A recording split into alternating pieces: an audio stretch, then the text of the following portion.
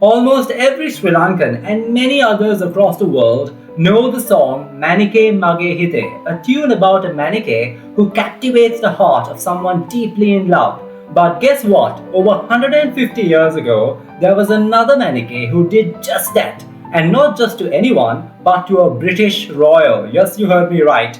I'm talking about 18-year-old Iddamal Godamanike, whose beauty left none other than Prince Alfred, the Duke of Edinburgh, and Queen Victoria's second son, completely enthralled during his visit to Ceylon. Who was this manike, and how did she catch the attention of the British prince, and what exactly happened between them during his 5-week tour of the island? Stick around because this is a tale of timeless beauty, royal fascination, and a sprinkle of mystery that will leave you wanting to know more.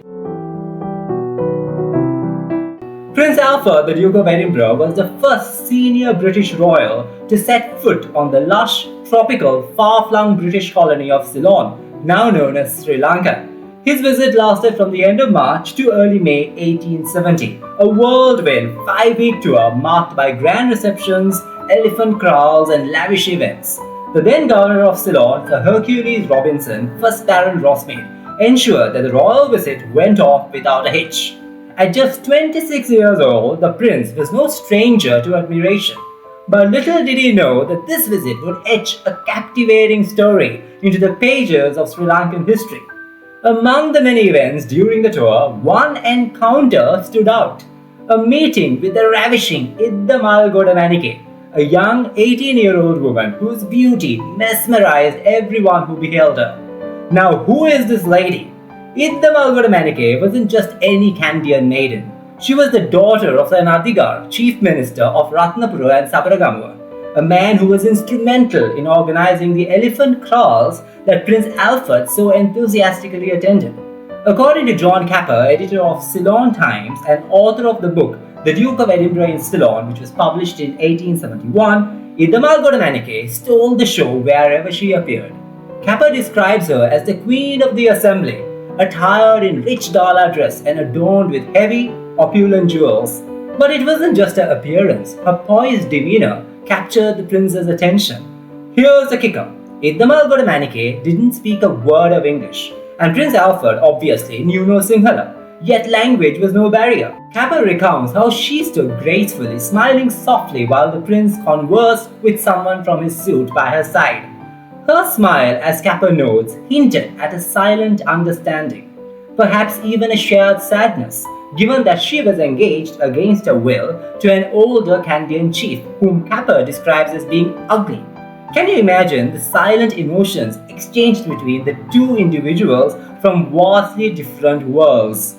Prince Alfred's schedule was packed with levees and grand receptions, including one hosted by one of the most affluent and prominent philanthropists, Sir Charles Henry de Souza, in Colombo and another in Kandy. It was in Kandy that the prince met Iddamal Godamanike again. Capper's descriptions grow even more effusive at this point. He writes about how she stood out, surpassing every other beauty at the event. Dressed in her finest attire and laden with jewels, she epitomized grace and elegance. But what really happened between the prince and Iddamal Godamanike? Did their fleeting interaction leave a lasting impression on either of them? Or was this just a royal infatuation romanticized by the chroniclers of the time? Historical records, especially those written by journalists like John Capper, often embellish events to suit the narrative of the era. While John Capper paints a picture of an infatuated prince and a poised Kandyan beauty, the true nature of their relationship remains a mystery. What makes this story even more intriguing is that Prince Alfred noticed the sadness in Iddamal Goda's eyes, despite her constant smiles. Was it the weight of societal expectations, the impending marriage she didn't want, or something else entirely? One of the most frustrating aspects of this story is the lack of visual evidence. I couldn't find a single verified photograph of Iddamal Godamanike, the beauty. While several images online claim to be hers, their authenticity is highly questionable.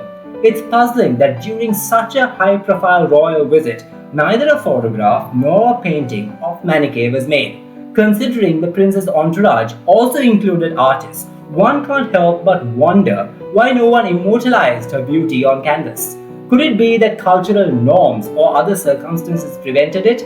This story of silent exchanges, cultural divides, and unspoken emotions offers a glimpse into a bygone era. What do you think happened between Prince Alfred and Idda Malgoda Manike? Were they just ships passing in the night, or was there more to their story?